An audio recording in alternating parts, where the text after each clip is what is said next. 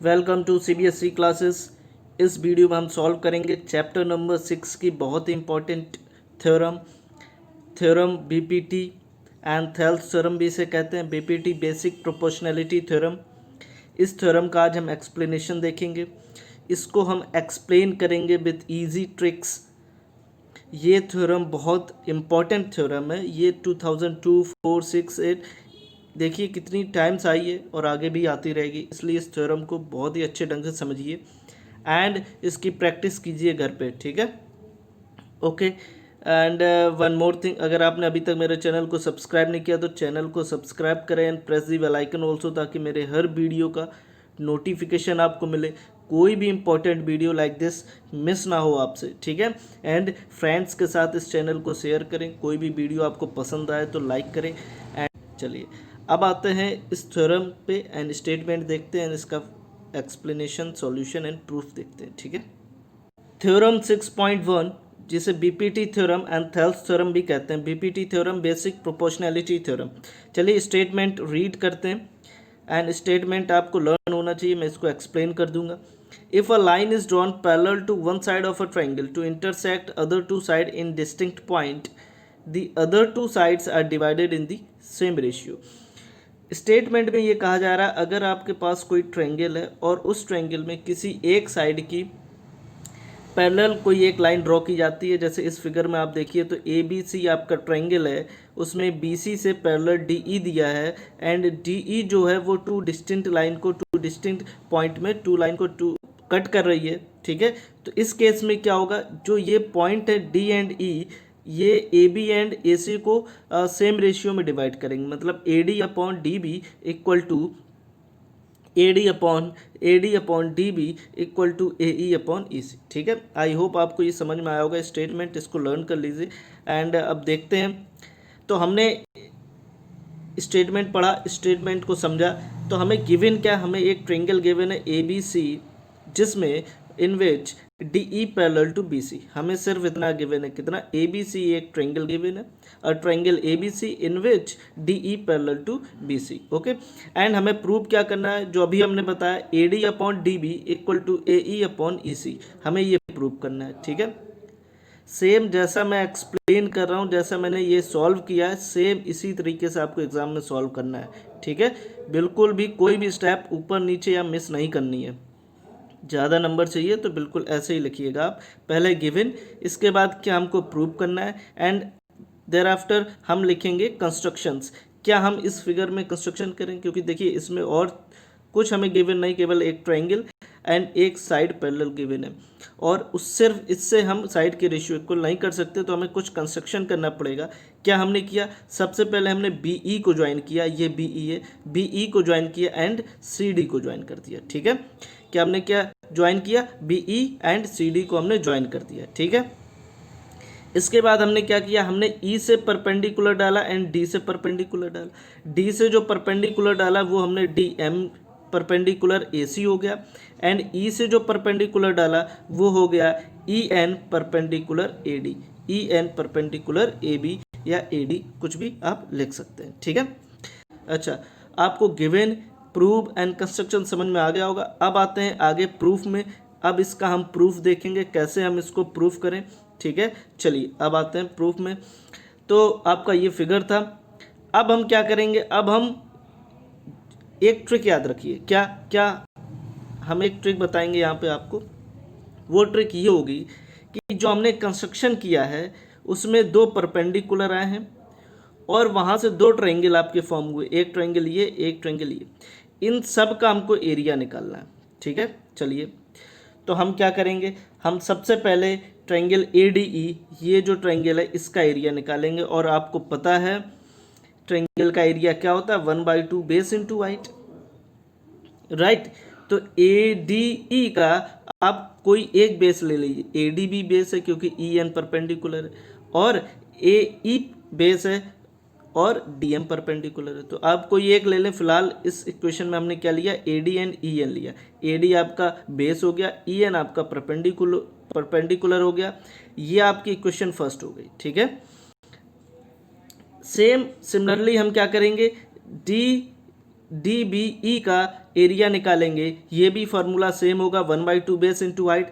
यहाँ पे आप देखिए, यहाँ पे बेस क्या होगा एंड परपेंडिकुलर क्या होगा उसको समझिए। देखिए जब कभी ऑब्ट्यूज एंगल ट्रायंगल फॉर्म करते हैं, देखिए ऑब्ट्यूज ट्रायंगल क्या होते हैं, जिस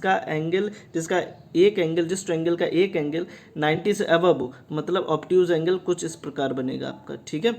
मतलब ये आपका 90 होता है, ठीक, सीधा, एंड सीधे से इधर अगर हम कर दें लाइन तो ये ऑब्ट्यूज एंगल होता है। ऑब्ट्यूज एंगल का परपेंडिकुलर आउटसाइड दी ट्रायंगल भी फॉर्म होता है। कहाँ फॉर्म होता है? आउटसाइड दी ट्रायंगल, ऐसे, ठीक है। ये तो सेम यहाँ ये ऑब्ट्यूज एंगल है बी डी ई, ये ऑब्ट्यूज एंगल है बी डी ई, इसका परपेंडिकुलर आपको आउटसाइड दी ट्रायंगल फॉर्म होगा। तो ई एन आपका परपेंडिकुलर हो गया, हाइट हो गया, एंड जो बेस है वो आपकी बी डी होगी, बेस सेम रहे। देखिए होता क्या है, देखिए एक बार और मैं फॉर्म कर दूँ, जैसे ऑब्ट्यूज एंगल ट्रायंगल ये आपका फॉर्म हुआ, ये मोर देन 90 है, तो इसका जो अगर इस वर्टेक्स से हम निकालेंगे परपेंडिकुलर तो ये ऐसे आता है, ठीक है, ऐसे, ठीक है, आउटसाइड दी ट्रायंगल ये आपका बनता है। तो बेस क्या होगा? बेस तो आपका यही रहेगा, ठीक है, बेस इतनी ही रहेगी। देखिए बेस ट्रायंगल की ही रहेगी, आउटसाइड दी ट्रायंगल नहीं बनेगा। परपेंडिकुलर क्या होती थी? Shortest distance between vertex angle to the side, तो शॉर्टेस्ट डिस्टेंस यही बनेगी। अगर हम यहाँ से ड्रॉ करते हैं तो ये शॉर्टेस्ट डिस्टेंस नहीं होगी, इसलिए हाइट जो होती है वो शॉर्टेस्ट डिस्टेंस ही होती है, इसलिए ये आउटसाइड दी सर्कल बनता है। परपेंडिकुलर कह सकते हैं या हाइट कह सकते हैं, ठीक है। ये इक्वेशन आ गई आपकी 1/2 बी डी या D B upon D B into E N आपका हाइट हो गया, ठीक है। इसे इक्वेशन 2 लेट कर लेंगे। इन दो इक्वेशंस को आगे चल के हमें डिवाइड करना है। फिलहाल हम क्या करेंगे, हम दूसरे दो इक्वेशंस और करेंगे सिमिलरली, जैसे हमने ये वाला ट्रायंगल लिया था, अब हम ये वाला ट्रायंगल लेंगे और ए डी ई लेंगे। हमने क्या बताई थी ट्रिक? हमने ये कहा था कि जितने भी ट्रायंगल फॉर्म हुए सभी को हमें सभी का एरिया में निकालना है, ठीक है। चलिए अब हम फिर से ए डी ई निकालेंगे, लेकिन इस समय हम परपेंडिकुलर एंड बेस दोनों चेंज कर देंगे। अब ए ई हो जाएगा बेस एंड डी एम हो जाएगा परपेंडिकुलर, तो बेस हो गया ए ई एंड डी एम हो गया परपेंडिकुलर या हाइट कह सकते हैं। इसको हमने इक्वेशन 3 लेट कर लिया, ठीक है। चलिए अब हम क्या करें, अब हम डी ई सी का एरिया निकालेंगे। डी ई सी ट्रायंगल का एरिया निकालने के लिए हम क्या करेंगे, सेम ये भी ऑब्ट्यूज एंगल है, तो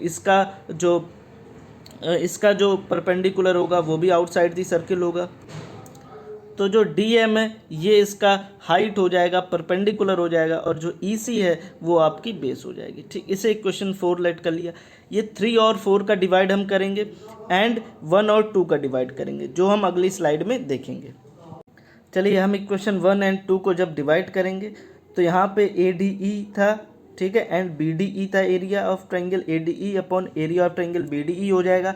1/2 A D upon E N इसका एरिया था, एंड बी डी ई का था 1/2 B D B into E N, ठीक है। अब ये हमने जब डिवाइड किया तो आप देखिए 1/2 सेम है, वो कट जाएंगे, ई एन सेम है, ये कट जाएंगे। क्या हमें बचेगा? ये बचेगा A D upon D B. इसे हमने इक्वेशन ए लेट कर लिया। आप इसे 5 लेट कर सकते हैं क्योंकि 4 हम ऑलरेडी लेट कर चुके हैं, ठीक है।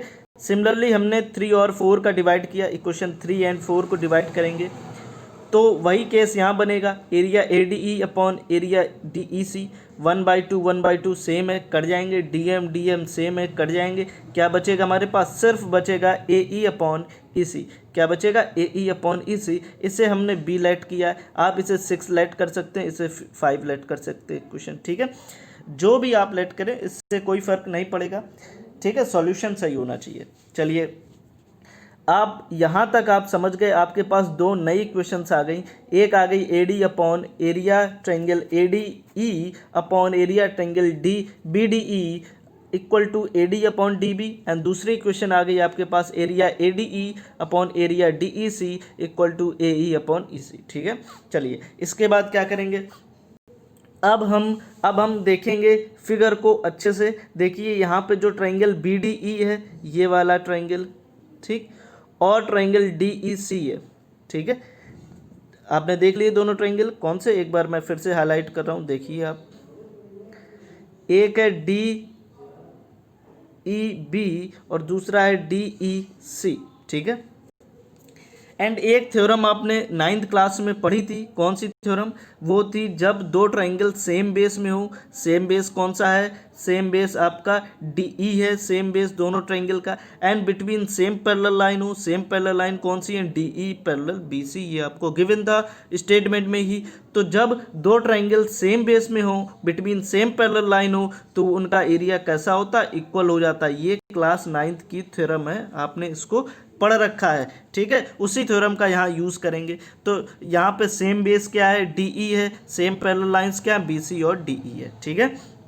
तो इन दोनों ट्राइंगल का एरिया इक्वल हो गया। अब आप देखिए एक चीज़ ध्यान से, क्या जो इक्वेशंस आपने A और B लेट की थी, उसमें देखिए जो ऊपर है वो ट्राइंगल सेम है, राइट।